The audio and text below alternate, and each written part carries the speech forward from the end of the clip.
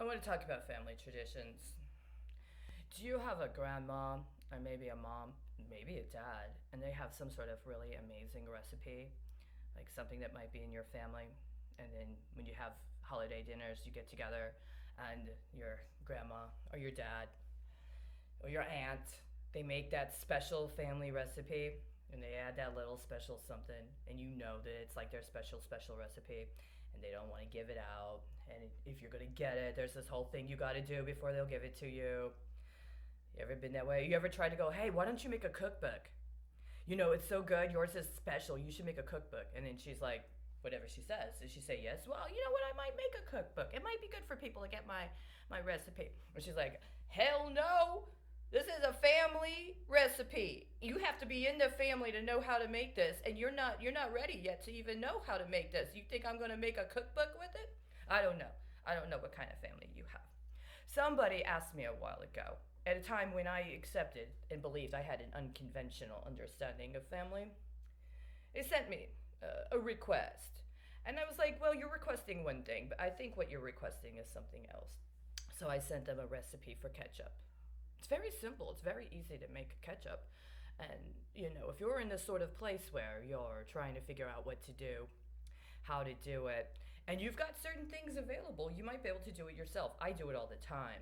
It's one of those things, a lot of women, a lot of people, they do these sort of things. We can make things, we can create things, even with very, very little, right? Well, what if you're a head of state and you have some other kind of family tradition? I was reading the biography of former First Lady Laura Bush. She was talking about how shortly after 9/11 that her and George invited Vladimir Putin to the ranch in Texas for a stay. The relationship between George Bush and Vladimir Putin on the ranch was different than the relationship between America and China on the ranch. I don't know, unless you have Laura Bush's book, if you're allowed to know about the relationship between the United States and China when it comes to their ranch. I don't know. So I'm not going to talk about that. But when Vladimir Putin was invited to the ranch in Texas, there was a event that had been orchestrated where Putin was taken to a school for some sort of presentation. And even though the school was a high school, there was a school grade younger, much younger, of young kids that had created a banner, and they hung it up. And it said, Howdy Putin, right? Now, I don't know where you come from or who you are, but this is a very important event as far as I'm concerned. If you're not from Texas, you may not know about Gonzalez. Does anybody know about the Gonzalez?